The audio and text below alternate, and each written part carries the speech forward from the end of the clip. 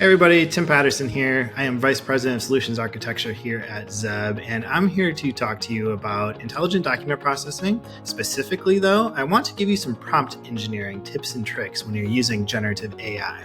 So have you ever handed your AI a document and it returned results that were so wrong, you questioned if it was secretly plotting against you? Yeah, me too. If you give it an example of extract the invoice total, somehow that becomes the customer enjoys long walks on the beach. And that's classic AI gaslighting. I'm here to help you win this battle of wits with prompt engineering for intelligent document processing. So think of me as your document whisperer translator. I'm going to help you turn your AI from that one coworker who always misunderstands the assignment into the data extraction ninja that you deserve. So grab your coffee, let's turn documentation frustration into data domination. So the first set of tips and tricks I have for you are related to output structure and control.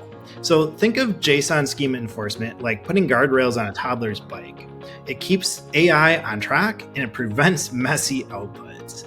And this isn't just asking nicely. This is giving very specific instructions that the AI large language model cannot wiggle out of. So when you say return only valid JSON, you're basically telling the AI, hey, no freestyle poetry in my invoice data, please. And this is an example of how you can do this.